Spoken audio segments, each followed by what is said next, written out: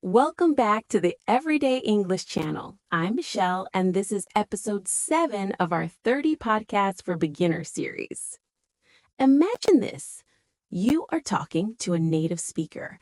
They are talking fast. They use words you have never heard before. Your mind goes blank. You just smile and nod, but you have no idea what they said. I know that feeling. I've been there too. Wow, it's so awkward, right? But don't worry, today I'm giving you a survival kit so you can handle that situation with confidence. But before we reveal these secrets, please make sure to hit that subscribe button. Your support keeps me going every single day on this 30-day journey. Now, let's get started. So, what is the first step when you don't understand? Don't just stay silent. Speak up. But instead of using boring textbook sentences, we have much better ways to say it. Wow. Sometimes native speakers forget we are still learning and they talk like a racing car. In this situation, use these tips. Tip number 1. Sorry, could you slow down a bit, please? This is very polite. When you emphasize slow down, they will understand immediately that they need to brake a little. Tip number 2. I'm sorry, I didn't catch that. This sounds so much more natural than just saying, I don't understand.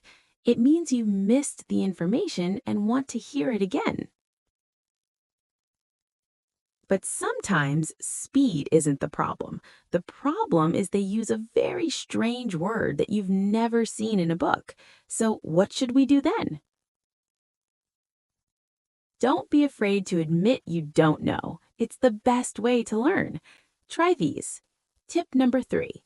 What does that word mean? Simple, direct, and very effective.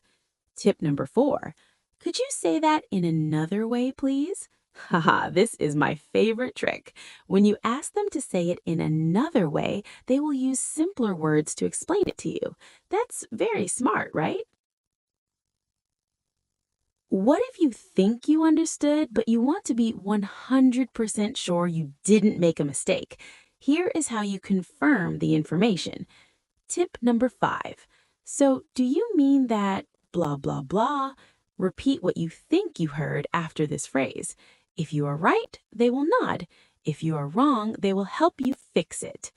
Tip number 6. Could you spell that for me, please? If it's a name or an address, ask them to spell it. This helps you avoid big mistakes. And now, as always, let's practice our shadowing technique so these phrases stay in your mind forever. Please repeat after me. Pay attention to the rhythm and the emotion in my voice. I'm sorry, I didn't catch that. Could you repeat, please? Sorry, what does that word mean?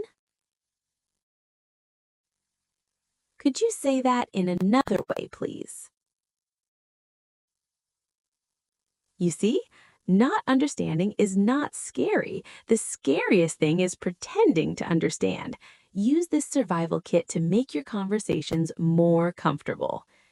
Homework for episode 7.